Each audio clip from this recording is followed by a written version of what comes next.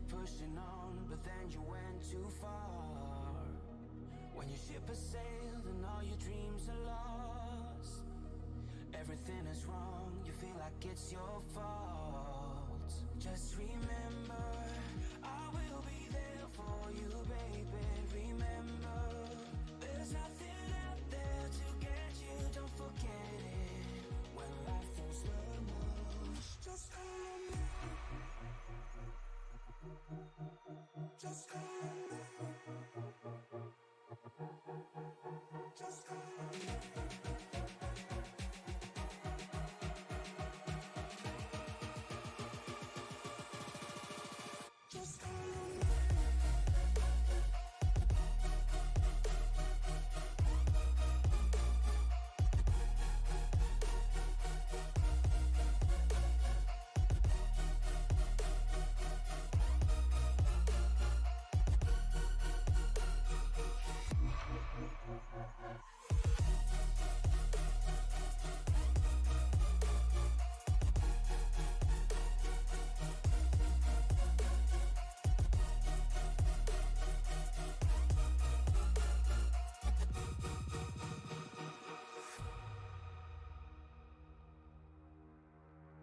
You're stronger now than you ever been. You gotta leave now, it's time to catch the wind. You will climb up high and look through the clouds. And when you're feeling low, I know you'll bounce back. Oh, and just remember, I will be there for you, baby. Remember, there's nothing out there to get you, don't forget it. When life throws lemons, just call on me. Just call on me. Just call on me. Just call on me.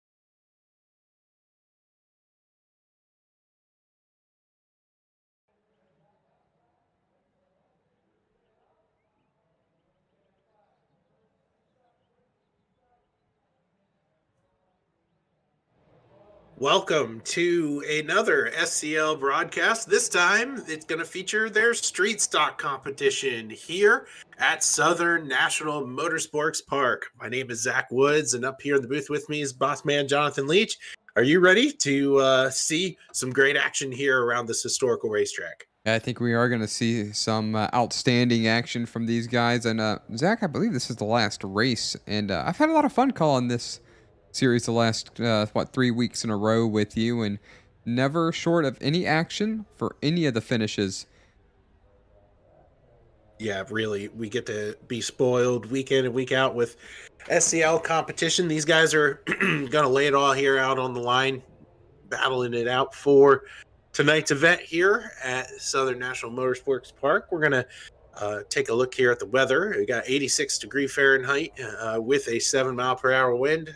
Definitely track is going to wind up changing in conditions as the race wears on. But just for our viewers at home, just so you know, how these drivers qualified for tonight's event is going to be a little bit different than perhaps what you're used to seeing. We're going to maintain with the same format, Jonathan, that we kept last week. The front 5 in qualifying get inverted. So if you qualify 5th, you wind up pole. And for the lucky man tonight, that would be boss man Josh Terrett Hill now starting up front. All right, so looking forward to a fun one here. Talk about Southern National real quick. This track is extremely short. It's almost a quarter-mile track. It's like a fifth, 2/5 of a mile, 0.35 miles in length.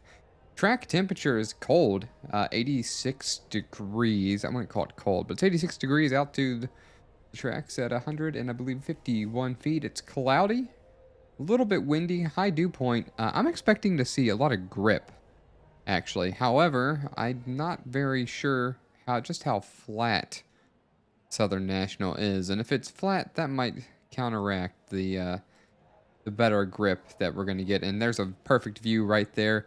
I think there's going to be a lot of grip, and we're going to see some outstanding racing, and I think we're going to be able to see drivers pass now that with these temperatures and all the banking that we can see here for Southern National.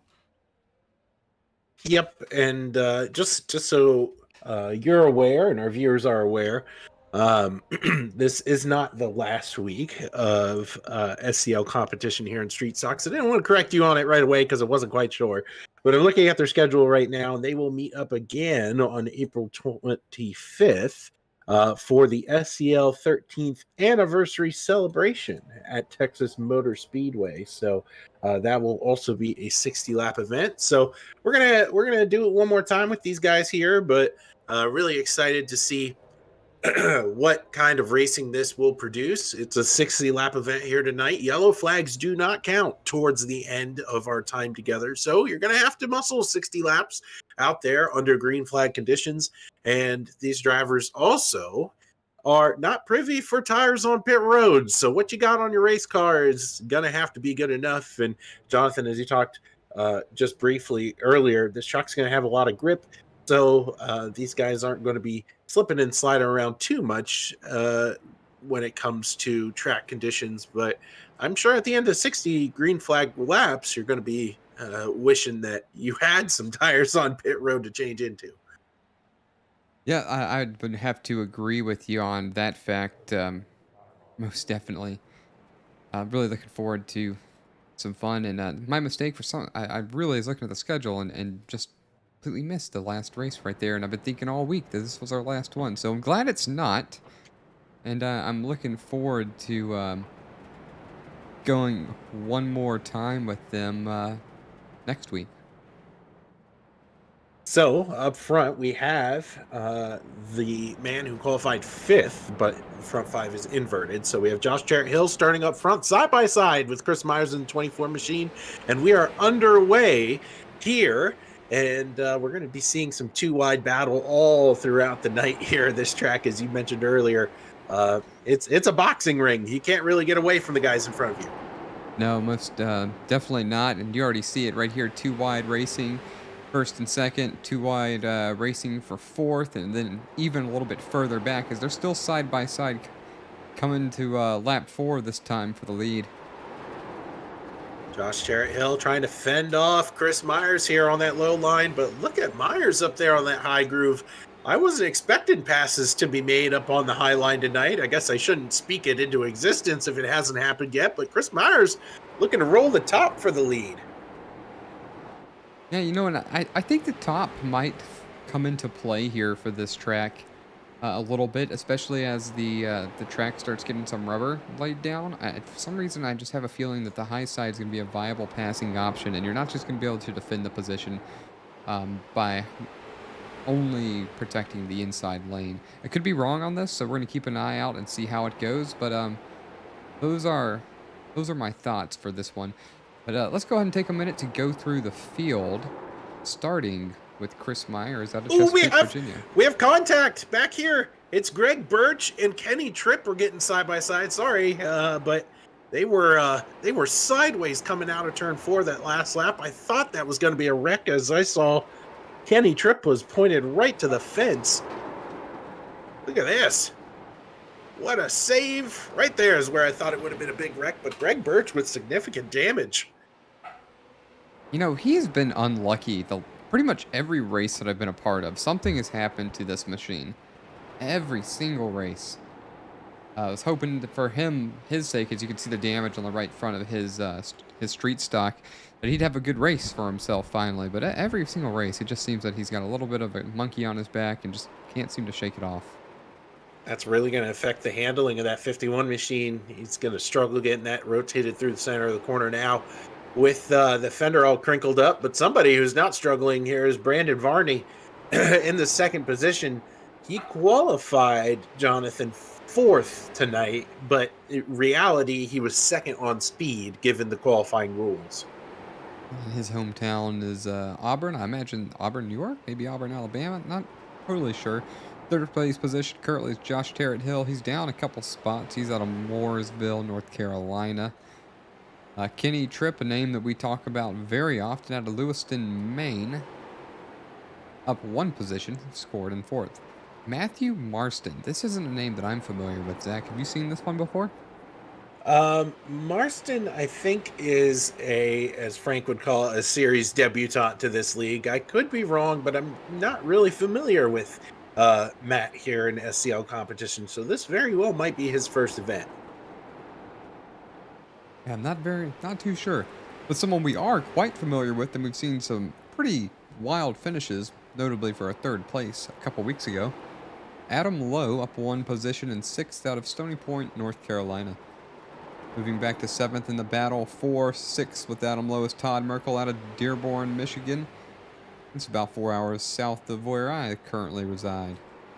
Jesse Thomas currently scored P8, another driver up 3 positions. Michael Matta out of Waterbury, Connecticut. Rounding out the top 10 is Greg Birch, Simpsonville, South Carolina. Down 7 positions since the start of this race and had that right front damage.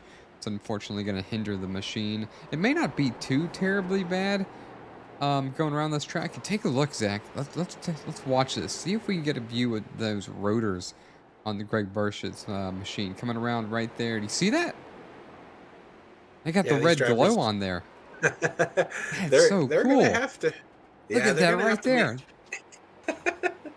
They have to manage their brakes here, and with brake fade really being a big factor here in these street stocks, you have to manage your equipment well. Joshua Broadwell back here in the 00. He's -1 from where he started. He's hanging out in 11th, and there is a car on the inside there. We are under yellow. That's the 15 of Jesse Thomas. We're going to have to see what happened to Jesse. You saw him there as the 00 whizzed by him as we were going through the field. We're going to try to figure out what happened with Jesse Thomas here. Yellow is waving.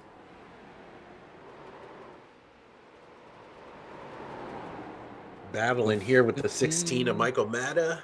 And, yep, you got booped. Excuse me. Try to get another angle of this.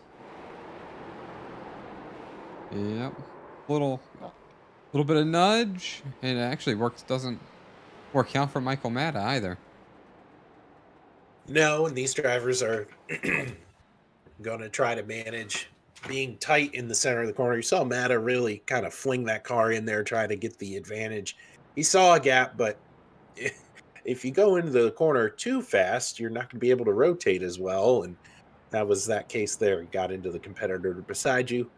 But if that's as severe as the crashes get tonight, I would say, Jonathan, Greg Birch had a worse crash, and he didn't even get a yellow flag for it.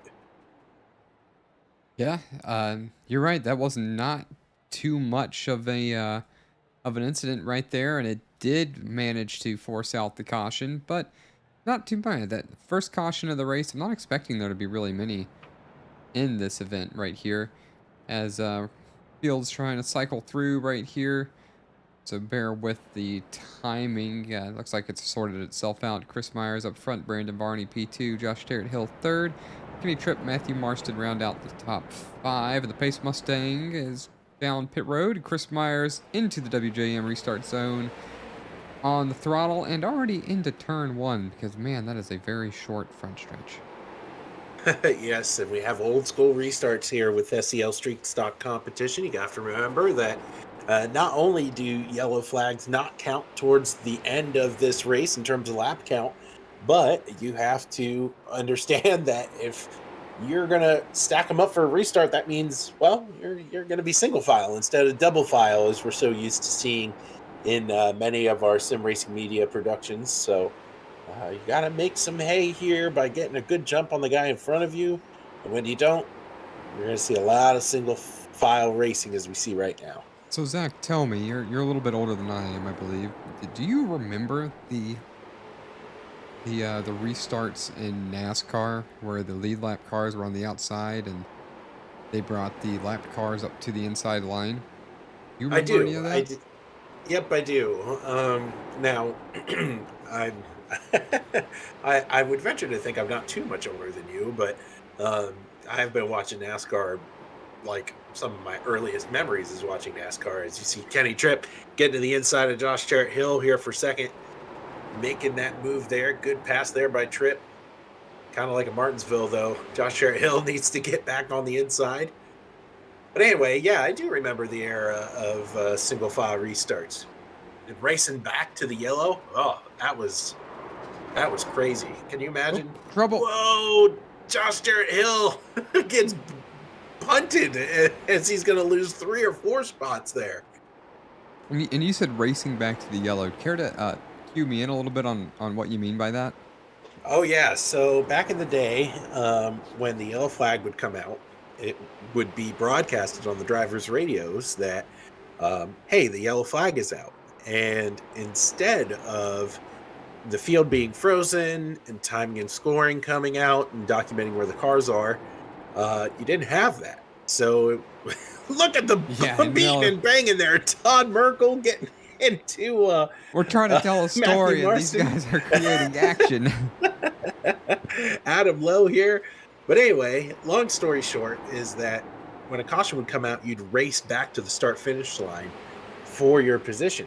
And then when you'd cross the start-finish line, that's where you'd be scored. So there'd still be racing on the racetrack, even if there was a caution. So Wow. These guys are trying to make one back here. This is a battle for 5th, 6th, and 7th. Marston, Merkel, and Broadwell back here.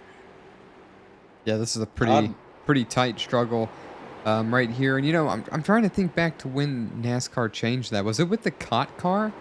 Was that what changed it when they made the rules? 'Cause I know a whole lot of rule changes occurred when the car of tomorrow first came out, and that was about when I really got into watching racing.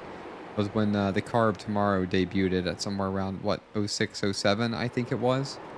I know the racing back under yellow was changed pretty significantly before then, and as well as double file restarts for that matter. So we don't have that data with us, but what we do have in front of us is a battle for the lead. Chris Myers trying to fend off Brandon Varney here. Of course, we know Varney's quick pretty much everywhere we go, but Myers in that Garza Law Firm 24 machine, he's been pretty sporty here. But as you can see with our timing and scoring, Varney's just a little bit quicker. A little bit quicker, lap 28, 29, 30, and a little slower, 31, 32, which I venture to say is because he got right behind him. And he's working on making a pass, trying to set him up right here to the inside of Chris Myers. Side by side through the corner. Wow, this is really intense racing.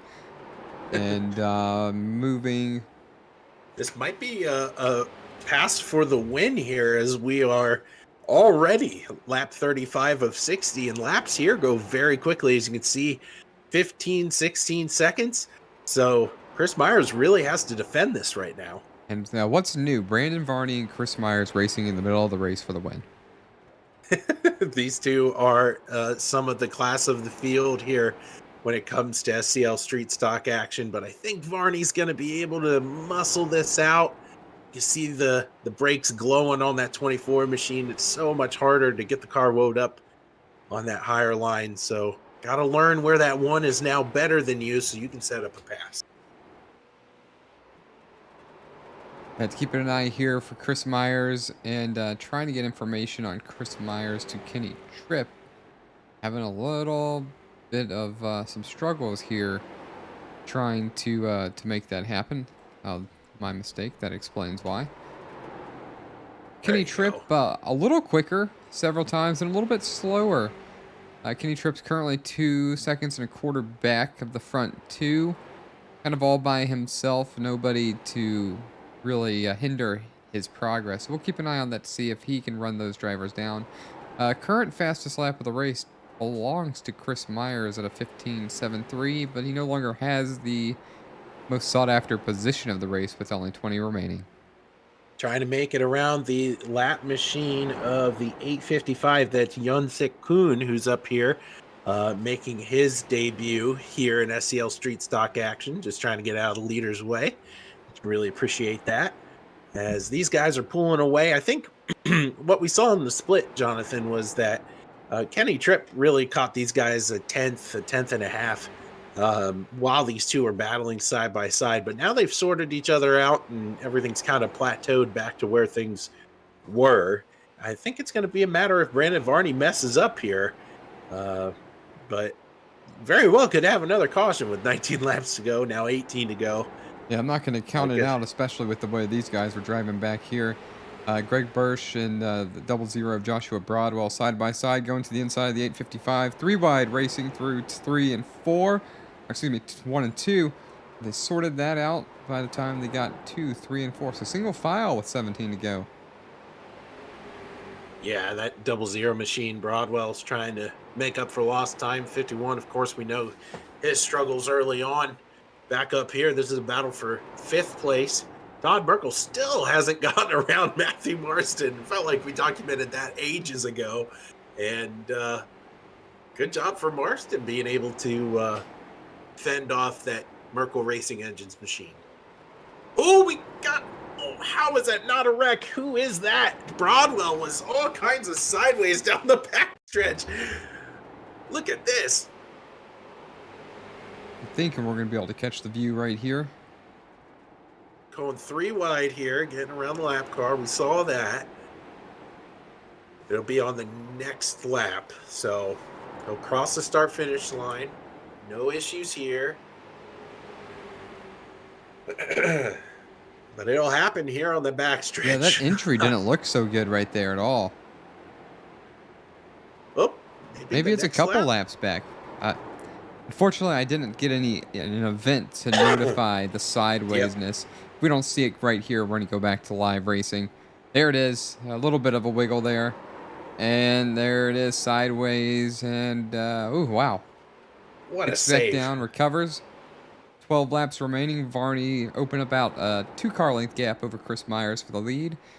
But the battle is still really for the 4th place position. Matthew Marston, Todd Merkel involved. Greg Birch trying to wiggle his way into the conversation for 4th, 5th, or 6th. But this is one of the closest battles on track. And then another one between Jesse Thomas and Michael Mata, separated by half a second. Yeah, and back up towards the leaders. These guys are still working through lap traffic as well with 10 laps to go. We have to keep that into a factor as they're going to take a peek around the 855 machine again. But who's in front of the one? That's the 21 machine of Josh Jarrett Hill. We know that 21's got some speed, so that very well, they might catch him at the worst possible time here with how quick laps go by. If that one catches the 21 in a bad spot, watch out. Yeah, we'll keep an eye on this to see. I'm not really sure what relegated Jarrett Hill this far back. I know we saw him get into the wall slightly and get a little loose, but the car does not look beat up. And but his lap times are significantly slower than the leaders, almost 0.3 of a second slower. And you see Brandon Varney coming up quick in the mirror. They're at 7 laps to go. There's Matthew Marston and company. Let's see how the leader gets around this lap car. I mean, he's hounding him down right now. And opening the gap up to 2nd. This might be. Oh, look at that. Goofed up his entry a little bit.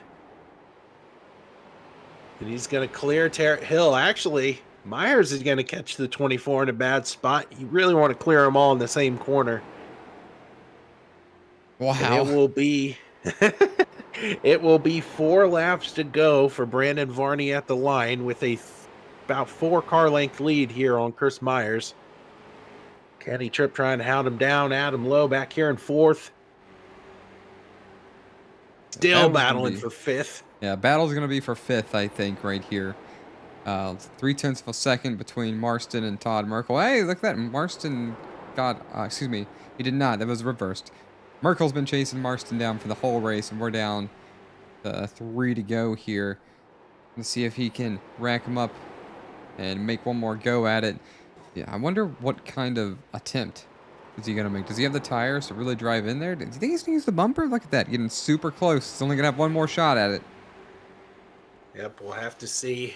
Can't ignore what's going to happen up front, but that one car has been dominant ever since he wrangled the lead away from Chris Myers. These guys are going to have one more lap around this joint. Brandon Varney has set sail. He's dominated the later half of tonight's event, and it will be the man in the number 1 machine, Brandon Varney, taking the victory here at Southern. What an effort from him.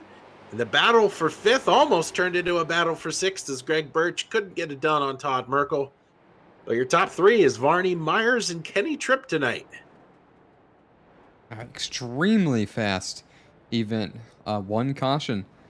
Very good. This was the, I just want to mention, this is races for Mike Diaz, the Mike Diaz 100 Southern National Motorsports Park. Really good racing. Brandon Varney, Chris Myers, Kenny Tripp, top 3. Not too surprising to say at the least. Greg Birch recovered fairly well to finish 7th after being as far down as I believe it was 12th or 13th. But very fast racing. But what are you supposed to expect? It's not even 0.4 of a mile racetrack. Well, Jonathan, I'm going to bring in our 3rd place finisher, Kenny Tripp. Kenny, it's Zach and Jonathan up in the booth. You got a copy? What's up, guys? I'm going to hand you over to Jonathan so he can ask you some questions about tonight's event. Oh, man, he's just going to throw me on the spot just like that. Well, Kenny, track temperature was kind of low at 86 degrees. Outside air temperature is 86 degrees as well. Was there a lot of grip out there? And is that possibly what fostered all the 2-wide racing? Yeah, I think the car was really tight, so you couldn't really break away. Personally, I just fell back and tried to save my stuff as much as possible. Hopefully, we get another yellow, but it didn't happen. I just found the setup to be extremely tight. But no, I got to thank Temp Setters and Josh Doobie. That Brando Varney, man, he kicks our butt every week. Just all in all, you guys do a good job, and thanks everyone. Thanks for everyone for watching, and we'll see you guys next week. All right. Well, thanks for the time, Kenny. I hope you enjoy your P3 finish, and looking forward to next week. Thanks. Yeah, next week's gonna be a drafting scenario, so I think Brandon and I should do good there. Well, I'm sure Zach and I are going to be looking forward to that one.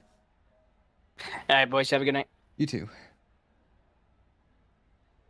That was our P3 finisher, Kenny Tripp. Up here in the booth with us now is Chris Myers, the man who finished 2nd. You got a copy? Yes, sir. Hey, Zach up here with Jonathan Leach.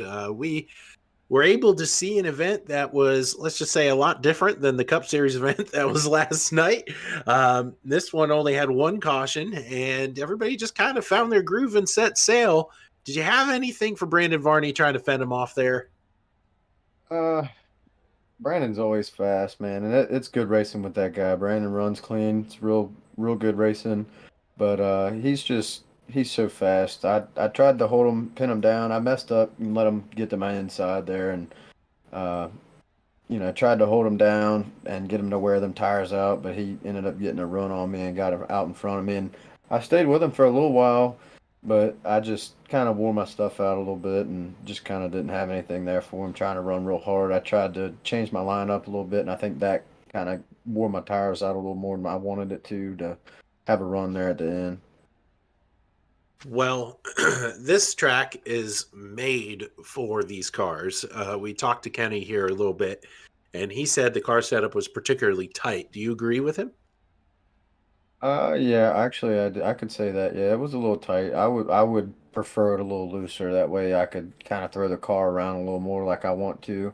And then if you use up your tires, you use up your tires. But then at that point, you got to be smooth with it. Being tight, you just kind of stuck with it. Well, next week we're certainly at a much different track. We're at Texas, and so there's drafting and all that good stuff going on. What are your thoughts about that as we move forward to next week? It should be interesting. Again, I like taking the street stocks back to where they're made for this short track racing, but Mhm. taking these out there on the big tracks and drafting with them, it's a whole lot of fun. You're just flat out the whole time, and you just try to, pretty much just figure out a line to where you don't have to lift and you can kind of save some tire. But all in all, it's good racing. Makes a All good right. broadcast. Yeah, it does. Well, I'm going to leave this up to you for thank you, sponsors, and shout outs for that P2 finish. Yeah, I'd like to thank WJM Motorsports, Bill Mulfeld again for everything he does for sponsoring the league this season. SCL for hosting the season. You guys for putting on a broadcast, but also Garza Law Firm, Oxygreen Solutions, Claude Haggerty, Super Sponsor Man, Extreme Sim Racing, and everybody that races out here. I appreciate it, guys. Well, you go and enjoy it, man. That's Chris Myers, your P2 finisher. Well, Jonathan, I think now's a good time as ever to give our folks at home an ad read because Chris mentioned it, and these guys are great sponsors here for the SCL Weekly Racing Series. That's WJM Motorsports. These guys are the reason why we're able to broadcast so many different SCL racing disciplines for you guys out there on YouTube. And WJM Motorsports is a team of professional and amateur virtual drivers, builders, broadcasters, crew chiefs, spotters, painters, and mechanics, all striving to win in one glorious one-sided fashion. They provide extensive exposure for sponsors within real world and over the virtual racing world with an emphasis on iRacing, and you can get your WJM merchandise and check out all the drivers and partners like Chris Myers on the team, as well as finding out more information about how you and your company can get on board with this rapidly growing, highly competitive iRacing team at WJMmotorsports.com or sending an email to bill at WJMmotorsports.com. With all that said, Jonathan, I'm going to hand you over now to the man who's been up front in seemingly all of these SCL Weekly Racing Series Street Stock editions. That would be Brandon Varney. How we doing, buddy? Doing well. Another excellent show. Very fast event here at Southern National. You took the lead with about 30 to 28 laps remaining. Nothing's new. You and Chris Myers racing for the win. Tell me how you think you did it. What gave you the better advantage of the track? Yeah, first off, I gotta thank Chris for being a class act. That was a classy race. He could have came down and shot me and just been that guy, but he'd rather race me for it, and I appreciate that so much from these guys. I just had to wait for him to make a mistake if he made a mistake, and fortunately, I was just there to capitalize. All right. Well, that's one way to do it here. And the last question, we heard from Kenny Tripp that the setup was kind of tight and pushing, and that kind of kept people from getting separated. Do you feel the same way? Yeah, for sure. I thought this thing was pretty tight early on, and you really had to back it down to get it to turn in the late runs. I was fortunate enough to figure that out and was able to drive away at the end. All right. Well, we appreciate the time. Is there anybody you would like to mention or thank before we let you go? And we're looking forward to seeing you next week. Yeah, absolutely. I gotta thank my real life spotter Kenny. We're racing this weekend. Henry's Concrete, Temp Setters, Main Mobile Truck Service, Nana Papa watching at home, Grandpa and Brenda watching at home. Just endless support from those people. I can't thank them enough. All right. Well, words from our race winner, Brandon Varney. Brandon, congratulations once again, and I'm sure we'll be talking to you again soon. Yes, sir. Thank you. Yeah.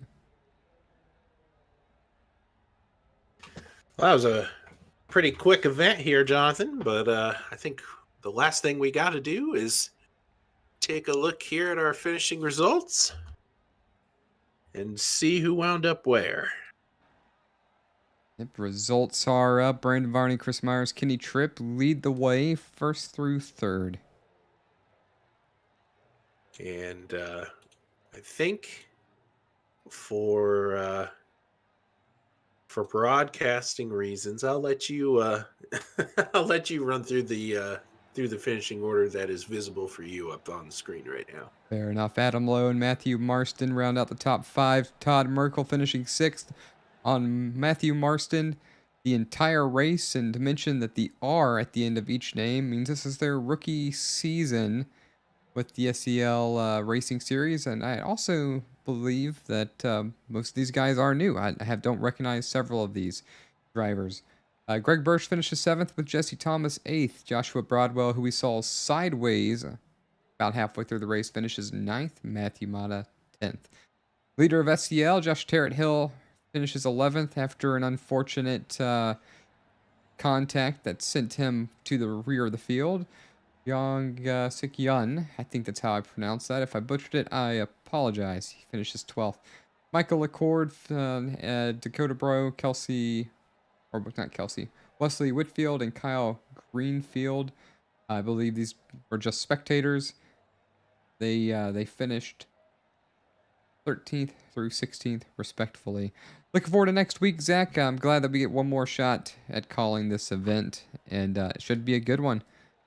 And I hope to see you up here in the booth with me again. I want to thank all the fans for watching the show. Tune in to some of our other racing. We've got a lot of stuff happening right now, and I hope everybody has a great evening, and we hope to see you soon.